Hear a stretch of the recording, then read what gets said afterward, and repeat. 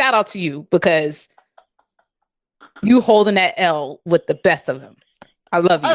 I mean, wait. We got to stay on this for a second because it's like, I know it's not racist, but it is hilarious.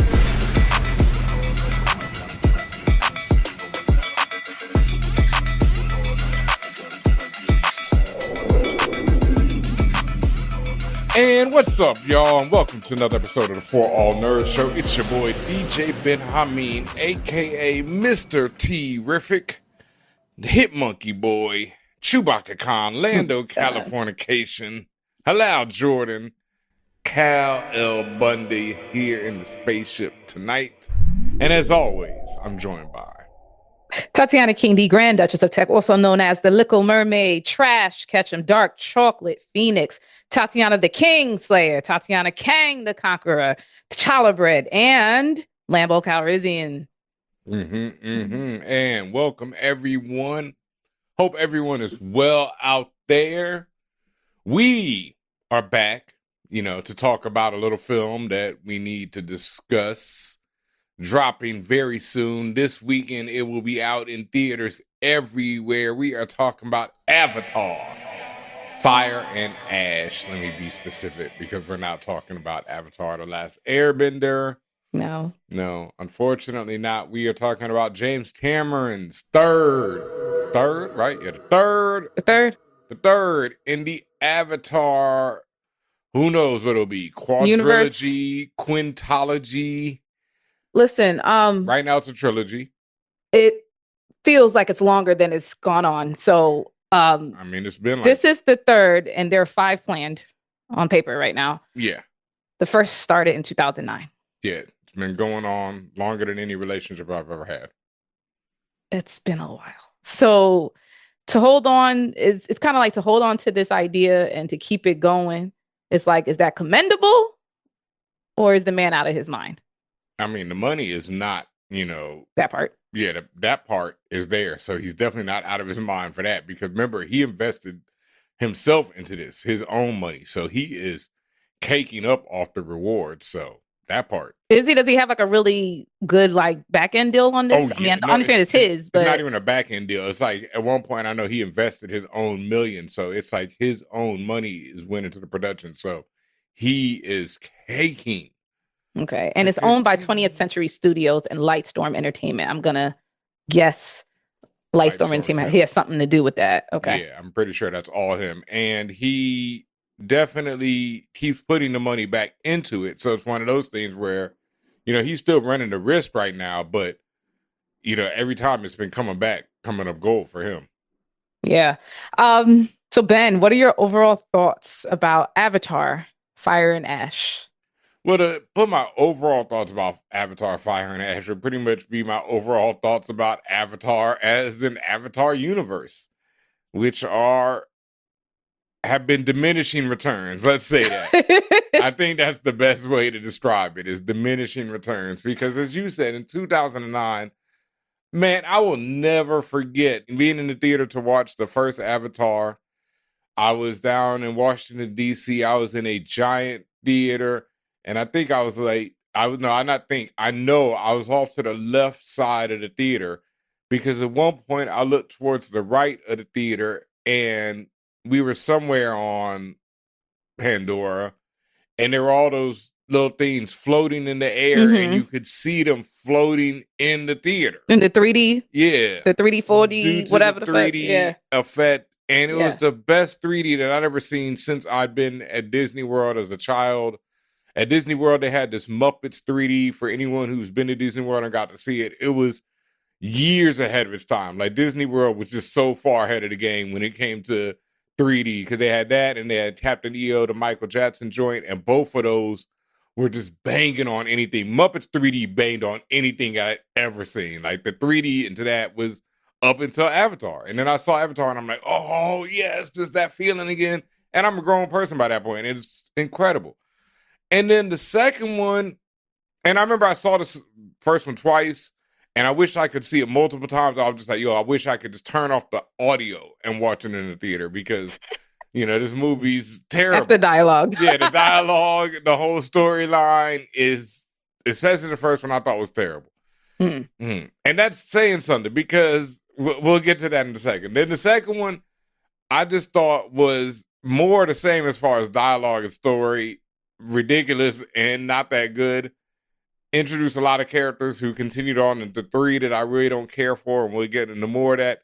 But my big problem in 2 was the frame rate, because that's when Cameron decided to experiment with it and started doing different frame rates in the same scene sometimes. So at some point, Was he also changing the ratio as well? Was that the movie where he kept changing the aspect ratio? No, that's more, aspect ratio is more recent. I mean, not recent, but people have been doing more tricks with it lately in the last couple of years with like centers and something else. I know what you're saying about frame rate. I'm saying, didn't he also change fabric? He might have, because I just remember when I saw it in the theater, I was disoriented because I couldn't believe what was going on, because it was like some scenes would be in 60 where it looks like what I call the soap opera effect, where it just looks like you're looking through the window at something.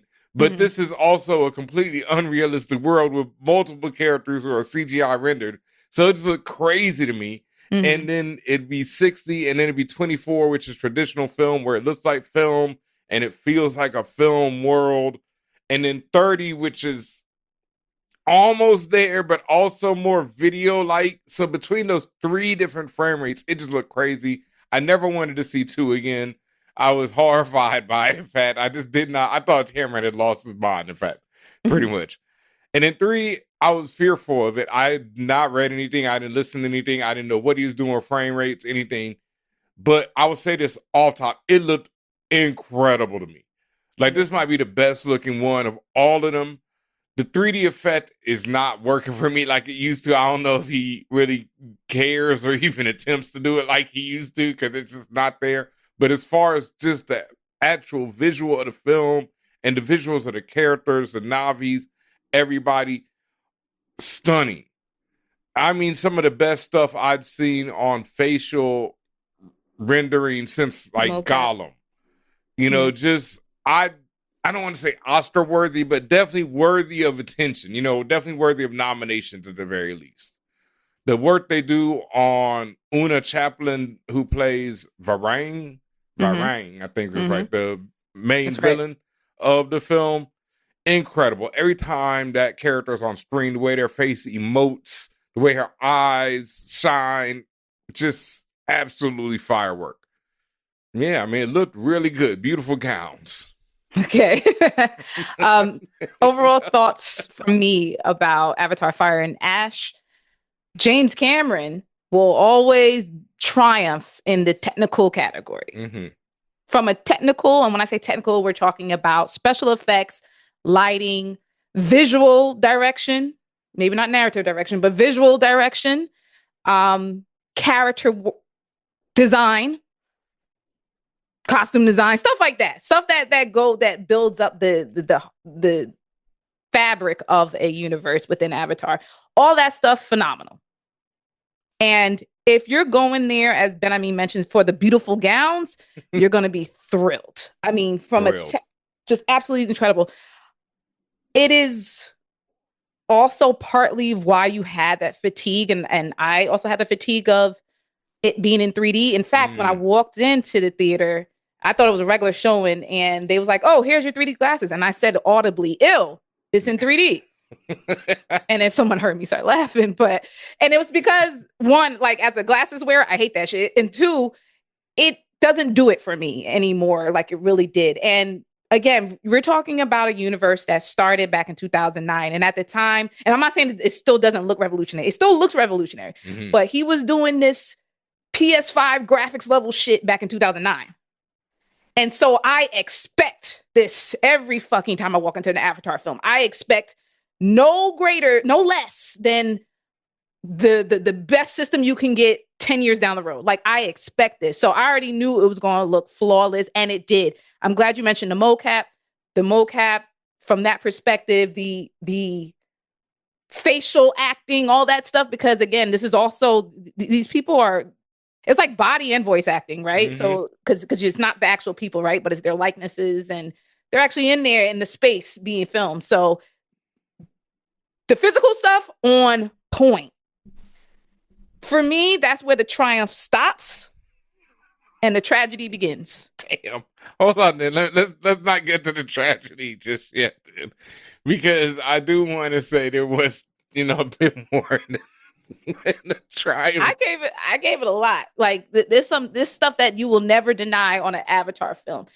And the rest, I'm like, what is the stickiest of the icky you are on, my guy?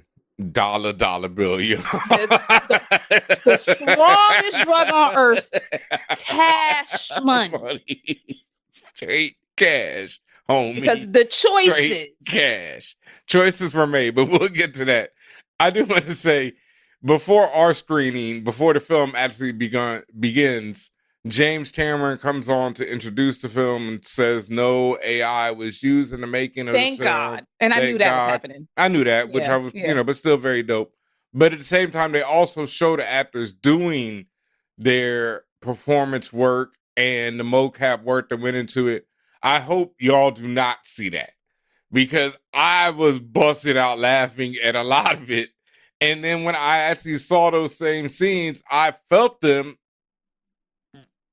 some of them, much more than I would have, than I did when I saw them performing them, without the mocap done, without the CGI, everything.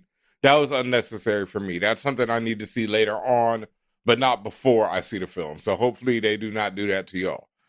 I really did enjoy Una Chaplin as Varang, not just for the mocap work done, but I truly, thoroughly enjoyed her character. I don't understand if I really get what Cameron is trying to say with their character and with the fire clan of the Na'vi, because previously Cameron has said that all Na'vi are, living balanced with their world, with Pandora, and are good people, basically. And then he also said that he wanted it to introduce this version of the Na'vi because previously it's always been humans versus Na'vi, and he wanted to show that, there were bad Na'vi too, which feels kind of the both siding things, and okay. Yeah, I really don't like that as much, but I do. It's like, I love and hate everything about this character, right? Because their motivation is flimsy thin, and I mean the flimsiest of the flimsy. But I also love it. They, have been hurt, and so they want to hurt other people. That's pretty much their whole motivation. There's 3 characters I like in this film, and Varang being one of them because new character, and it was well performed. And I want to be very clear. There's an actor too, but I'll explain as we go along. But there's a difference between acting and performing, at least for me. And I'll give more content. But the performance and acting for Varang was cool. Natiri, again, that Zoe Saldana, she did her thing. She's the face of the franchise, on point. And then Quaritch. Yes. He will always be our favorite just for comedy reasons alone. Yes, pure comedy. That's my dude. After that, the tragedy begins for me. So, unless you say otherwise, I'm going to begin into the tragedy. Trying to think if there was any more that I really enjoyed. Like I said, it looked amazing. Okay. So I was just trying to do overall thoughts, but you want to start with the good? Fine. The action scene, fighting scenes, fire. I messed with it. There was enough brutalness. There wasn't like wild blood or nothing like that. It wasn't nothing crazy happening where you saw like Na'vi tails being twisted up and niggas' arms being going to 360. You ain't seen nothing crazy like that. But like there was fighting and there was chaos. And I keep harking back to a PS5 game. It was just like rendering as many characters as possible on screen at once, all fighting like an MMO. And we watched it on a big Dolby screen. It's one of those things where it's the bigger the screen you get, the better, because then you can really just see how expansive, as mentioned, the fighting, the world, all that stuff is. Again, the way it looked, incredible. I was into when it was the action stuff, I was really into it. I was like, oh, because of that, I felt it was a better film than the second one. The second one was very slow to me. Yes. Disjointed and funny for all the wrong reasons. All the wrong reasons.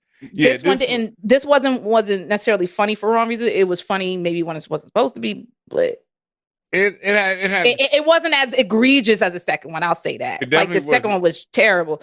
This one you'll get into, and I will say, and to me, this is a plus. If you don't remember nothing about Avatar, you never seen nothing about Avatar, you don't need no backstory. You come in there hot, and you good. Because when I tell you, boy, I remember that. Well, I remember stuff here and there, but I basically didn't remember what happened the last thing because it was so bad. And I remember the certain characters and light narrative about, and that's all. If you got that, you good. If you got nothing, you still good. Bad Navi versus good Navi. The problem that's what you get. It's so simplified. Yeah, the problem is that that's a positive at some points and a negative in others because if you have seen the first two, this is the greatest hits of the first two, which was egregious in its first. Are we going into tragedy now? Well, no, this is not yet. That is a tragedy that we'll get to. But it's just egregious because it's not like there's 10 of these films, you know, there's only 3, you know, they're already like, here's the first 2 again, but we'll get to that. Yeah, I enjoyed those same characters that you did for pretty much the same reasons that you did. So let's move on then. Keep the show going. Tragedy. Okay, and that is my biggest tragedy, is that this film is a greatest hits of the first 2 films with the added, I guess, bonus of there being evil Navi now. And weren't there evil Navi in the first one? Because the Navi teamed up with the humans at some point, didn't they? I can't. There's no such thing as good or evil, Ben. It's hurt people or hurt Navi and unhurt. True. And hurt Navi hurt other Navi. But the first Navi we know were hurt too, and they didn't turn on the other Navi. So there's I mean, all right, look, let's just get it out the way. James Cameron doesn't like black people. No, James Cameron does have a huge problem with indigenous culture, with representation, with ideas around these things, because as I'm sitting there watching Avatar Fire and Ash, I'm like, yo, he's really portraying these evil Navi as some savages, you know, just as the, you know, type of thing. And I'm like, oh, that's, you know, egregious, James. Like, but it doesn't simplify work. It. But by simplifying it, you're leaning into a lot of stereotypes, a lot of bad imagery that's been used throughout ages. And that's like my other problem, issue, question with this whole thing ever since the second one. Is it racist to have a white character with dreadlocks be called Monkey Boy? No, it's funny as fuck, actually. It's comedy, actually. I know there's like your comedy. Shout out to Jack Champion, who plays Miles Spider Socorro. Shout out to you, because you holding that L with the best of them. I love you. I mean, wait. We got to stay on this for a second, because it's like, I know it's not racist, but it is hilarious. And it's also just like, why? He's running around like a monkey. What's the problem? I ain't call him that. The Navi call him that. His own brothers and sisters call him that. What's the problem? I mean, at one point in this film, I turned to Tatiana, like, because I knew they called him Monkey Boy. I remember in our review of the last one, I was probably harping on this. But it's just the fact of the matter is, at one point, his adopted sister is calling out for him in anguish because she is quite worried about his life. And she says, Monkey Boy. And it doesn't really work. You know, it'd be like if you call me Monkey Boy in a, you know, moment of fear, I don't think I would feel your concern. That's her nickname for him. Listen. No, that's the other thing. His Navi name is Spider. Which is Fine. It's an animal. Why? Or Okay, insect. I guess. Sure. Look at his body. Look at the nigga move like a monkey or a spider. Which one is it? Like I'm saying, okay, these are supposed to be. Is it too literal for you? No, these are supposed to be his friends. Is this rip off of, you know, colonialism, imperialism, and everything mashed together because a man is misguided and wayward? Are the and Navi like supposed to be black in the hood? Are they just supposed to be like the disrespectful people who call you snot boy? You know, when you walk out one day and your nose is running for the rest of your life? This is a white man's reimagination of black people in the hood. So that's what I'm saying. No, I was going to say indigenous cultures because he stole damn near everything from somewhere. From that. And I understand you're trying to make it like it's another world and you're trying to make allegory and parallels and all the literary terms, but it's just like, bruh, you a white man trying to do this, and it comes off as a white man trying to do this. But that's what I'm saying. Why do they disrespect this poor boy by calling him monkey? It's not disrespect, bro. It's a love language. So let me get to what I wanted to say, which was Avatar, the original, is Pokemon Red. Avatar, the Way of the Water, is Pokemon Blue. And Avatar, Fire and Ash is Pokemon Yellow. And for anyone, particularly the millennials or anybody else who's ever played that, you'll understand. Red and blue, you know, that's when you got into the world of Pokemon. You learned about it. You had different things happening in both games. Mm-hmm. Yellow was just the same game over again. Just you get to play as Pikachu. That was Fire and Ash.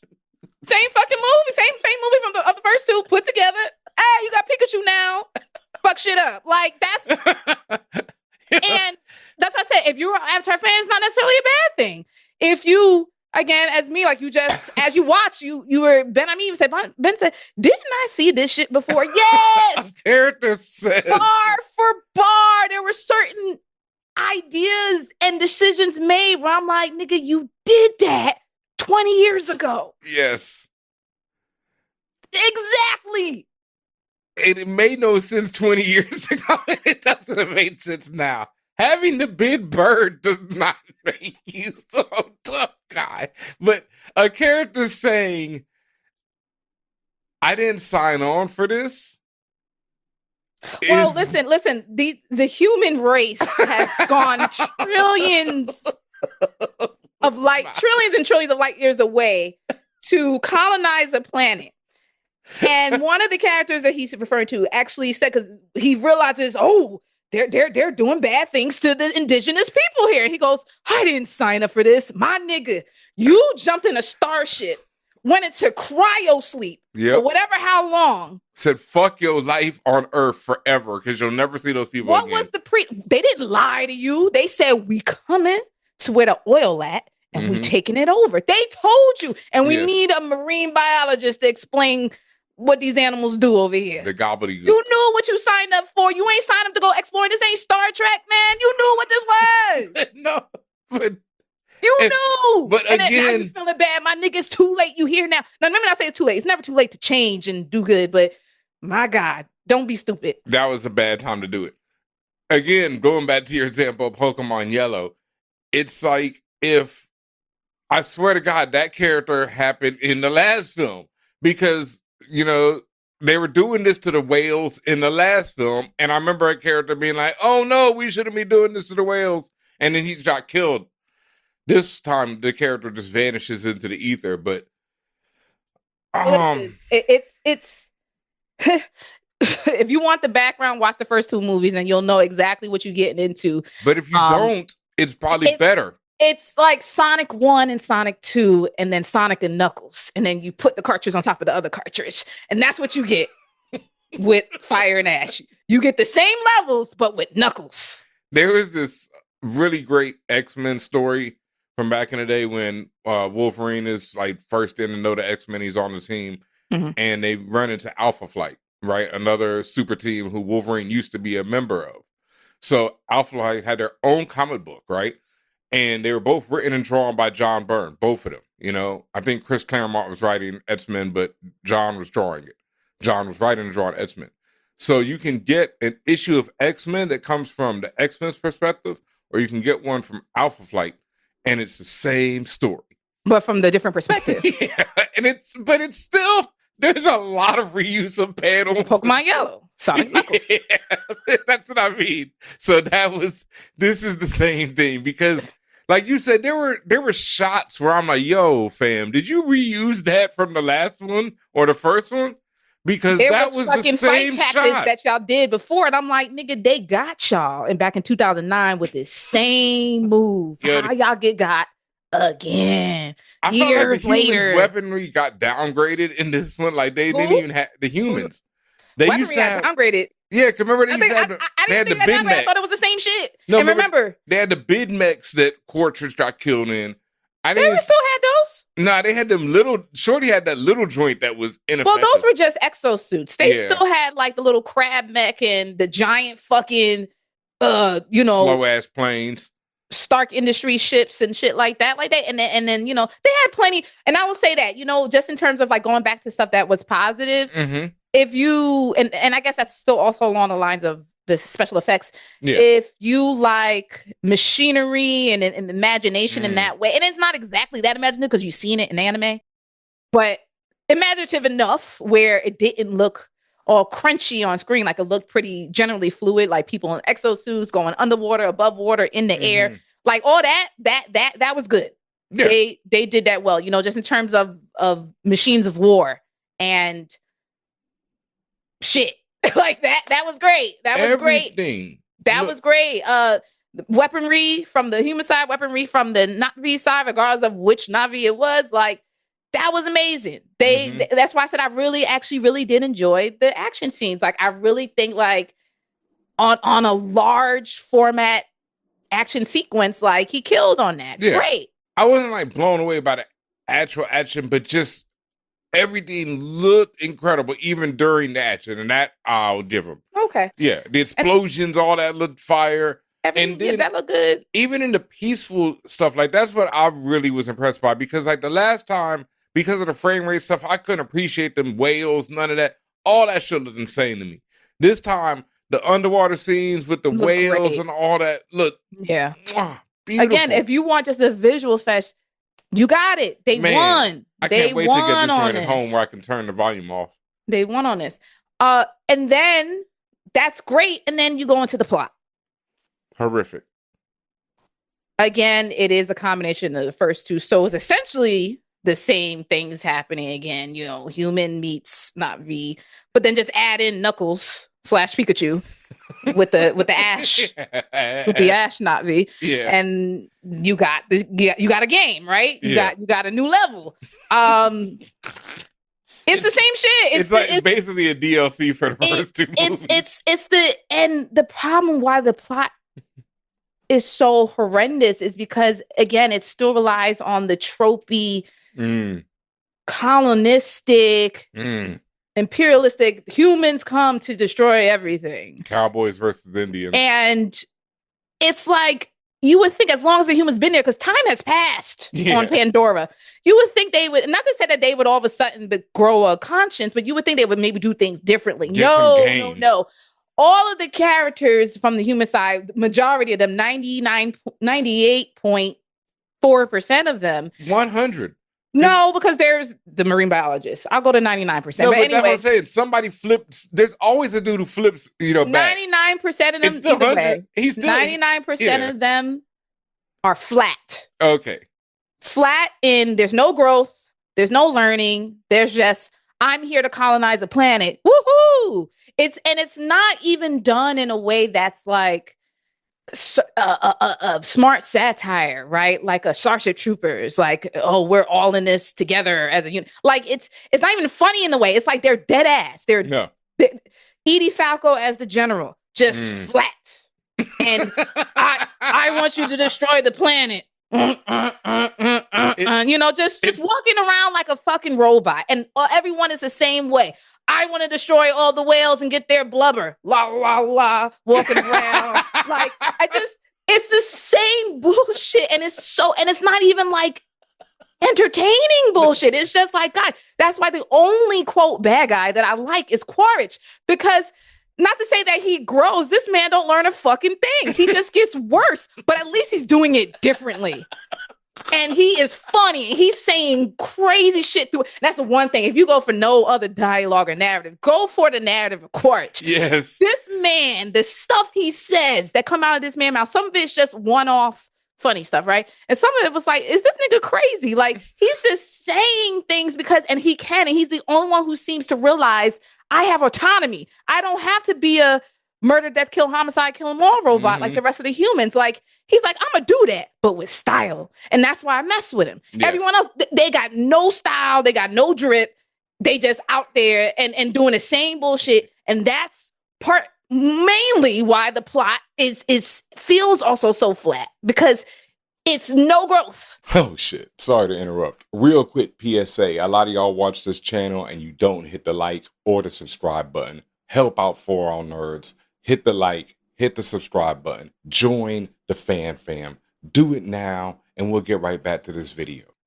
I will say it's not like anything does happen with his character, but I will say that, like you said, for his dialogue, but also for Quaritch, non-arc is amazing in this film. I mean, absolutely amazing. He learns nothing, but he does go on a journey.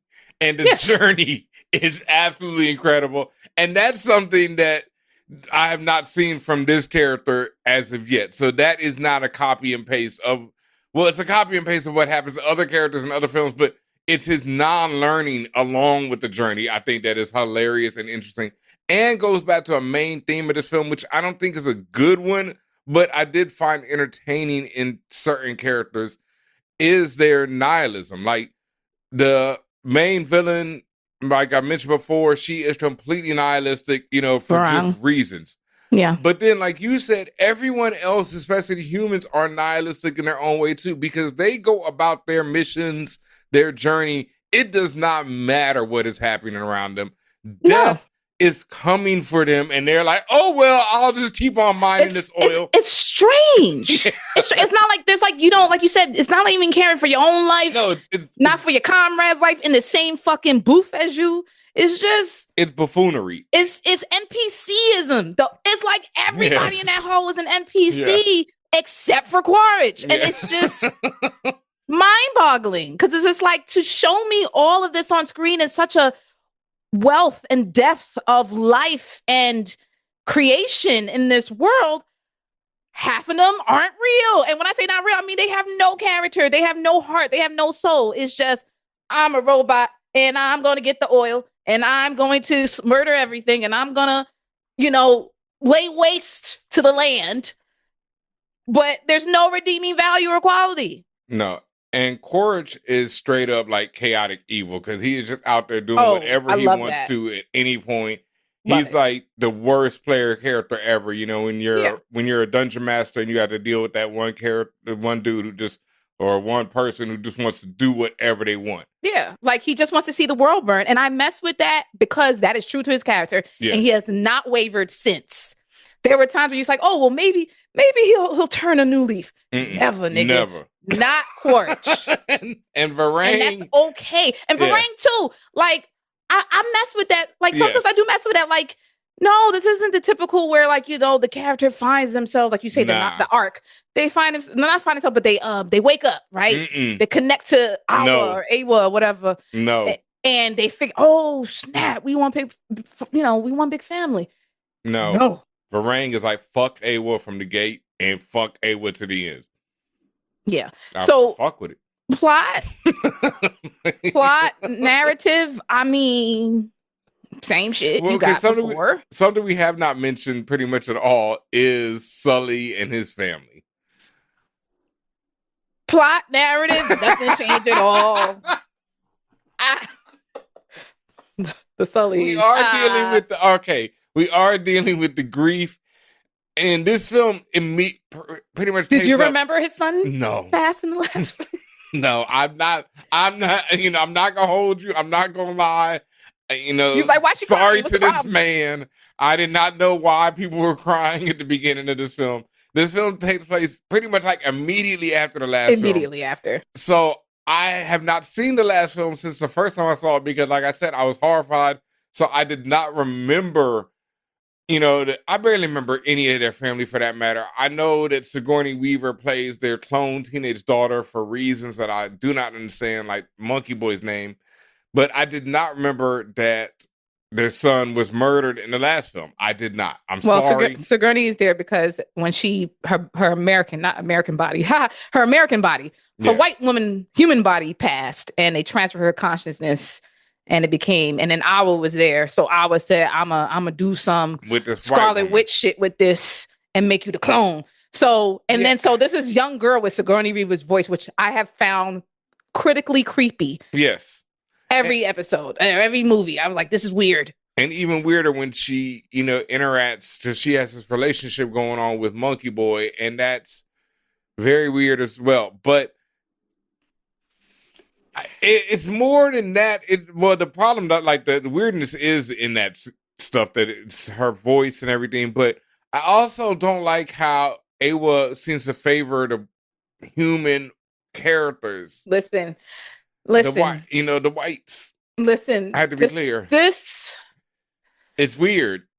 This is another why I mentioned tragedy. This is one of the things I struggle with the series, and particularly in this episode of Avatar. Ooh, this one gets Avatar, the soap opera, if you will. The white saviors. The whole white savior thing. It happens again, because this is a mixture of the first two films. It does happen again. In fact, and I'm not going to tell y'all what happens, but it's circle of life. I'll say that. Circle of life happens again.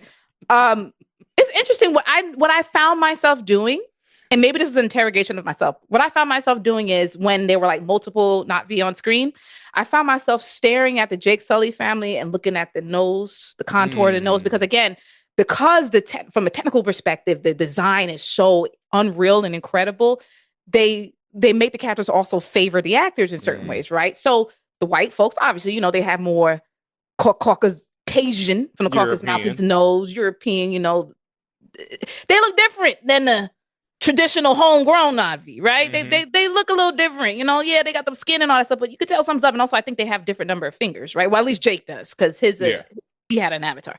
And then the indigenous Na'vi, they look indigenous, they look ethnic. Mm-hmm. They got the broad noses on and stuff. And I just could not help but just keep staring like, white savior, Na'vis.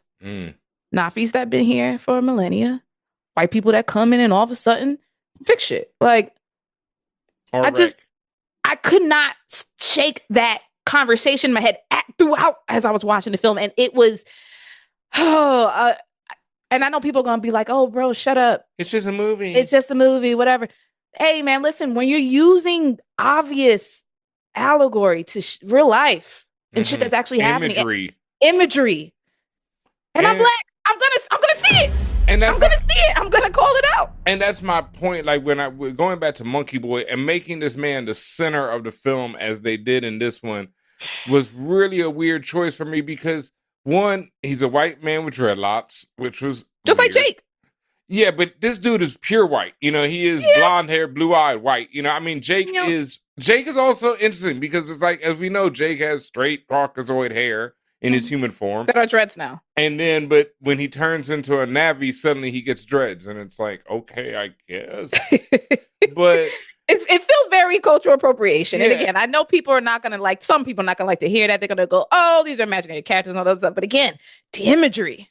And so then when you have the imagery of a white man with dreads being called something that has been used historically to derogatory for black people, monkeys, it's interesting to me. And then when you I didn't even make that connection. I just thought they were that's what they called it. Oh, no. I didn't find an issue with that. Oh, no, that was as soon as I, saw the white man with dreads being called a monkey, I'm like, whoa, it's maybe, that's what I mean. It's interesting. It's one of those things where it's like, I can't, that's racist, but it's not, but it's interesting. I'm going to pay more attention. And then when you have in this film, like I said before, when you have the evil Na'vi being the ones who hoot and holler a bit more than the good Na'vi. Niggas be screaming, hollering. And much more of the, It felt, and they're the ones who are over there taking scalps, They're the Fire Nation. But that okay, and the but whole on a really bad version of the Fire yeah, Nation. and the whole act of scalping is something that is not true. I mean, not that it's not true. It's not that people didn't do it. It's been overblown bastardized. and Yeah. made into something that it wasn't. Where it's like every indigenous person ever was out there scalping white people and left now, and right. once again, Yeah. now you are cultural appropriation. Like you're doing it, like it happens over and over and over and over and over. And then, like I say, there are choices that I won't reveal that are made with Monkey Boy's character in this film where it just goes, wow. Like, oh, okay, I get. And then there are other choices where I found like I've loved it because, they also address this idea of gentrification and what it will mean for Pandora. Mm-hmm. And that was somewhat well done, but let's just say the ending shot reminded me of a cheesiness, but right before that ending shot reminded me of the infamous shot from Game of Thrones featuring Khaleesi. Yeah, I know what you're talking about. We'll put it up on the review. Let's move on to dialogue. Ooh, why? Tragedy. Listen, this is how we break down films. We talk about them. We don't just say it sucks or it's great. We explain, right? The dialogue, flat, nonsensical, generally. I question, and this is where it also leads into the acting for me, where I said like a lot of the acting is just like, I'm here for my check. Because the way a lot of those lines are delivered, they're delivered with no intonation in the voice, no undulation of the vowels or anything, right? It's just, I'm here to save my brother, and my brother is drowning underwater. And then Quaritch is coming. Oh no, run. And I'm not exaggerating. I wish I was. There a lot of deliveries like that. Very as flat as the character shows on screen, the dialogue is expressed in a flat manner. You will never hear my song again. Even when there is, quote, soul in the dialogue, when you're trying to, I don't know, talk about something spiritual or whatever, it's just like, who the fuck wrote that? James Cameron. Because it's just, it feels a bit remedial. And again, I'm sure it's on purpose, but for what end? I'm not saying you have to sound like a professor. I'm not saying you have to use 4-syllable words every 5 minutes. I'm just saying, like, it's like contrived spirituality and how they reason? What was the reason? Like, I'm trying so hard to write this beautifully that I can tell you tried to make this sound beautiful, and it wasn't beautiful because you was trying hard as fuck. And I can't get over. It was just some of the stuff that they were saying. I was like, I want to mute this. If I could just mute this, like you said it earlier, if I could just mute this, I feel better about it. And again, I would be enjoying myself. Then the nigga say something stupid. And I'm like, and not funny stupid, just like, why would you say that and ruin the moment for me? Yeah. I was immersed in your culture and your world, and then you said some wild shit like, I don't know, we're going to get a lot of oil out of that blubber, or whatever the nigga said who was killing the whales. All his dialogue was terrible. And he was a returning character from the last film, which made no sense to me at all. There was no reason for that character to return. I thought they were dead in the last film. And then for them to return and still be on, like you said, there. But it's the general theme of nihilism where everyone is just like, I'm going to do whatever I'm going to do, and I don't care about the world around me. Yeah. Dialogue, same that you said. I have nothing more to add other than, like we said already, that Quaritch was great. Yo, he's great. Neytiri, I like Neytiri because, again, she's one of those true to character. Generally, no matter what's going on, and that's Zoe's, because Aldana's character, she can be like, "That's cool, but I don't fuck with it." And let me tell you why. And she about that action. So all of her dialogue was great, and that's what I'm saying. I'm also just like, is James only caring about her? And partially Monkey Boy and whomever else, because it's just like his best work was given to her. Yeah. And Una, Una is the name of the actor, and Varang. His best stuff was given to those two, and then comedic relief Quaritch. Everybody else just had like throwaway lines. And it was nothing particularly memorable besides those three. Unless you're talking about stuff that the last person someone says before they die or something silly. God, you just took it out of my mind. I was just oh my God. And I'm not gonna say that like Avatar has been this masterpiece of dialogue. It never has been. It's just my God, like it's so ridiculous. Give more than the same nigga the good lines. Like spread them out a little bit, sprinkle the wealth around. It is what it is. Yeah, because I agree with you. I actually felt Zoe's pain. You know what I mean? I did feel like, and that goes back into and remember I talk about performance and acting, right? Yeah. Zoe was acting, she was performing, she was doing, and again, she's the poster child of the franchise. At least she is to me. Yeah. Like she been riding since the beginning. So and so has homeboy Jake Sully, Sam Worthington. All right, whatever. Look, but Zoe, and so that's why I'm like, it's clear like you're the favorite child, so that's why you get the best of the best. But also she can deliver, and even if you try to get good things to the others, it's just not happening. Again, it's like I could feel that these people just went about their business so they could get their check and go home. Yeah. Yeah, agree. And I don't think that's an exaggeration. It's just kind of clear to me. Especially, and again, this is my last note about dialogue. Mr. Monkey Boy, Spider. I don't understand why he has to narrate everything he's doing. And I'm like, was that James's choice? And like his language. I'm like the language choice. He need to curse every time he speaks. It's like, again, trying to force certain emotions out of people based on how someone's acting or behaving. And it's like, you are in an expansive universe where I see it all. I'm not saying you shouldn't speak, but you don't have to say, oh, my shirt is itchy, I'm going to take this off now. And now I'm going to bend down and drink from the river because I'm thirsty. Why are you saying the words? Why are you narrating? Why are you self-narrating? It was bizarre to me.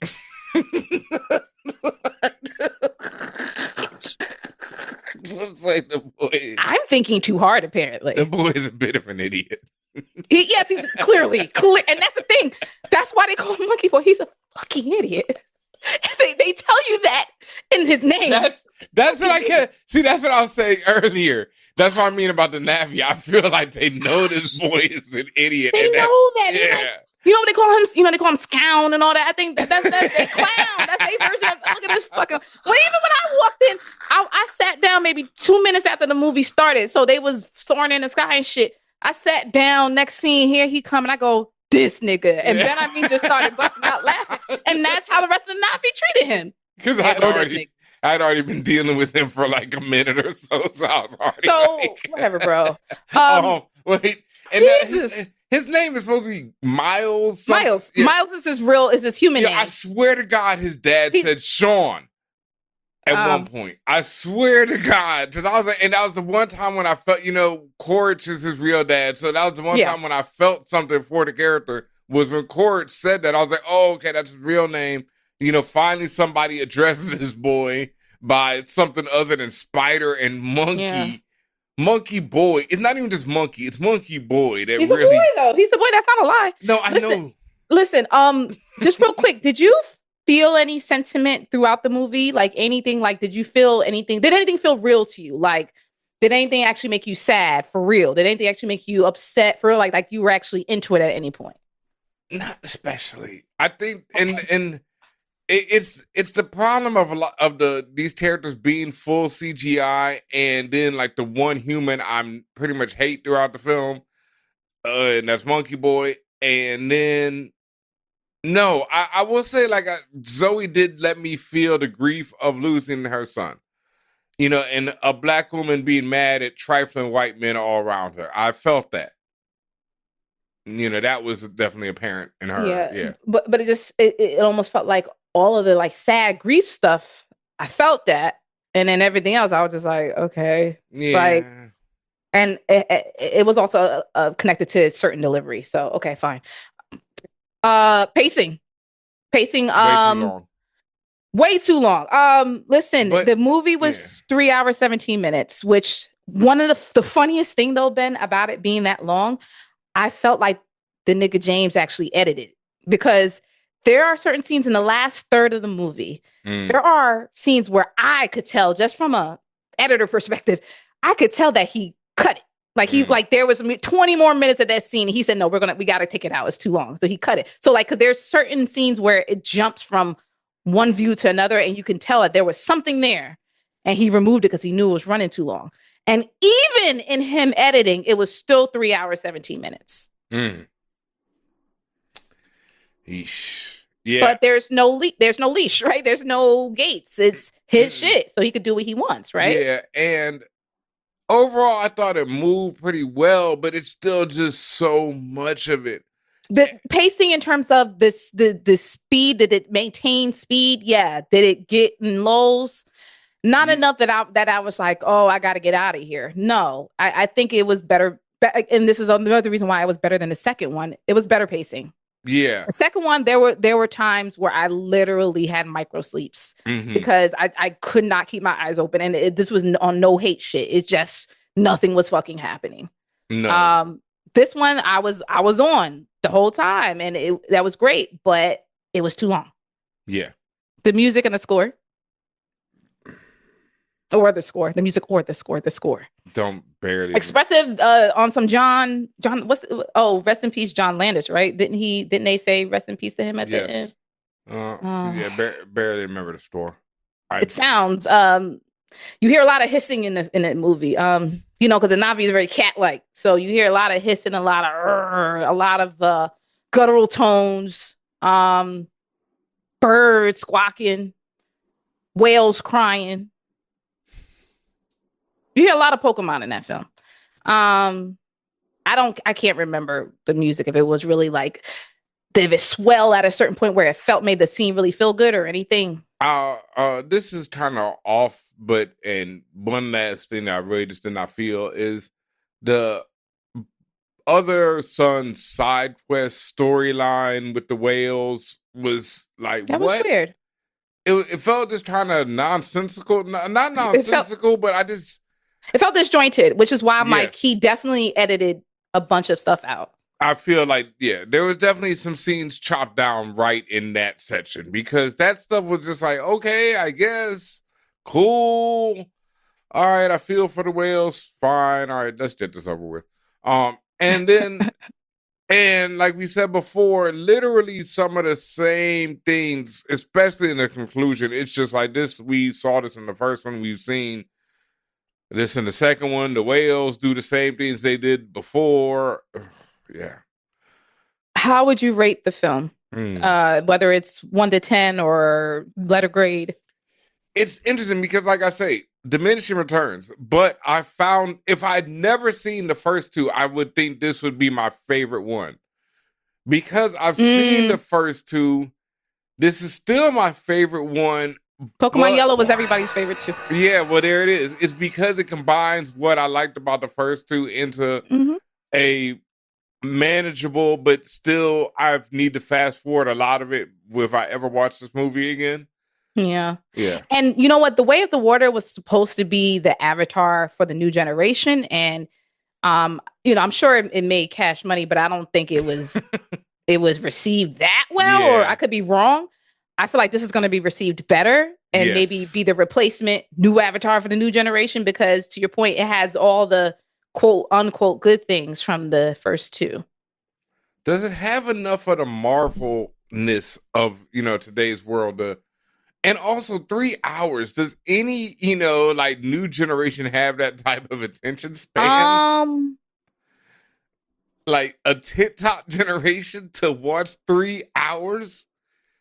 I was trying to watch Stranger Things with my nieces and nephews over the holiday, and the way they would never look up from their phone. Yeah.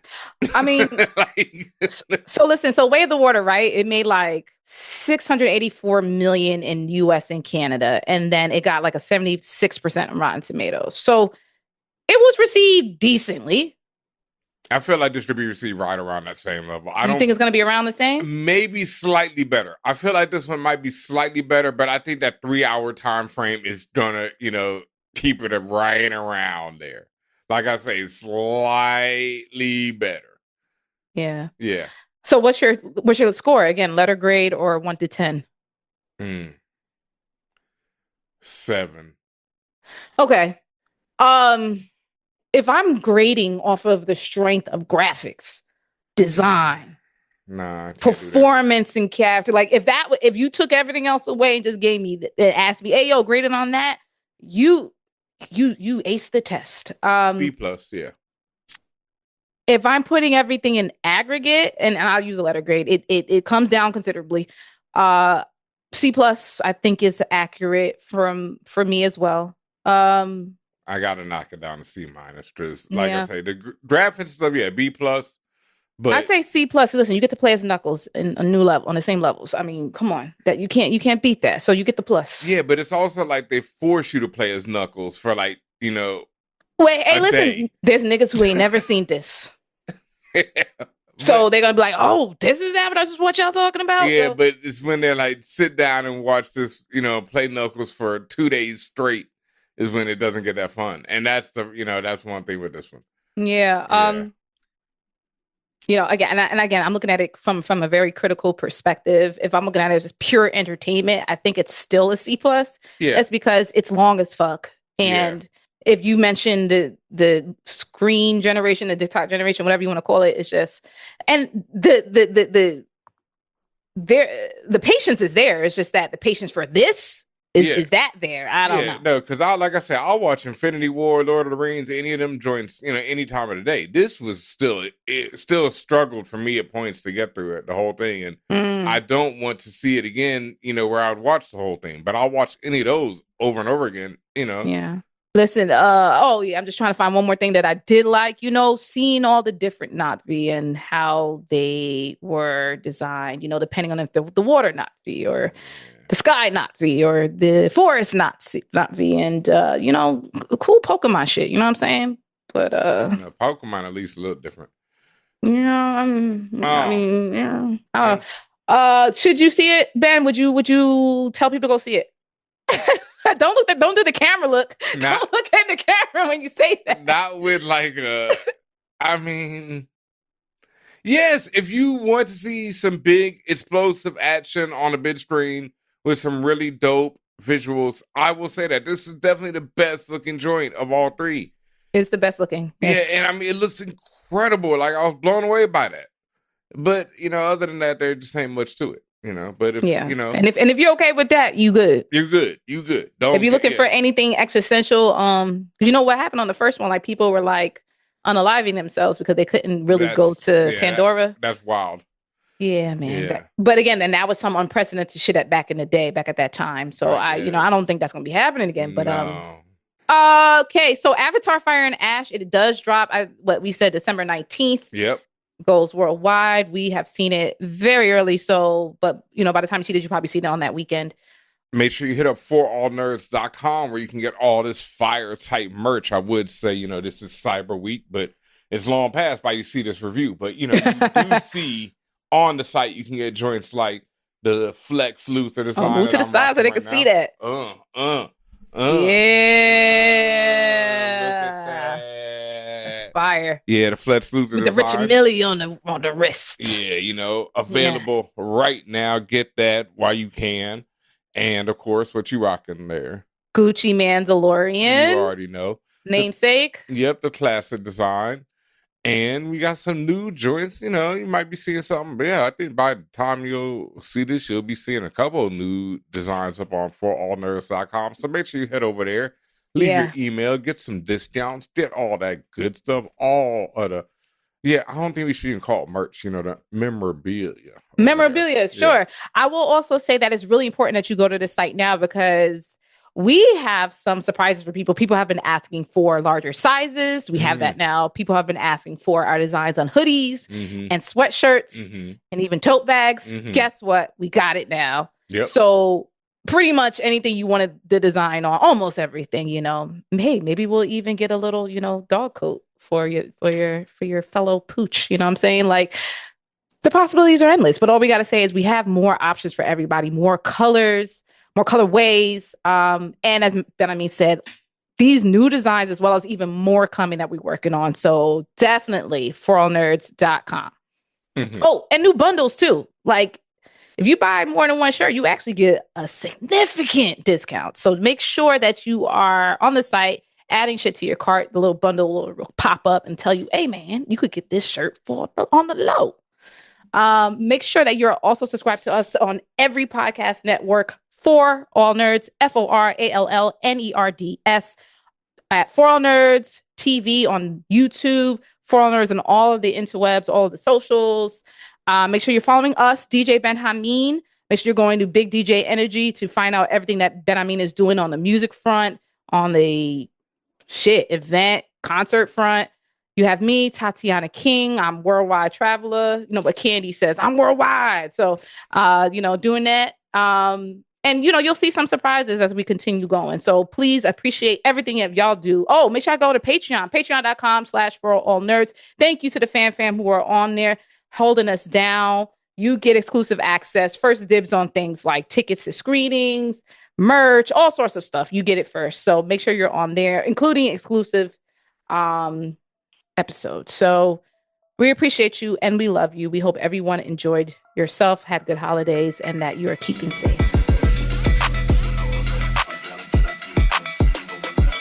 Hey, what's up, internets and the fam? This is Tatiana King for All Nerds, and I want to thank you so much for listening and watching the All Nerds. Make sure you like and subscribe to us only on YouTube.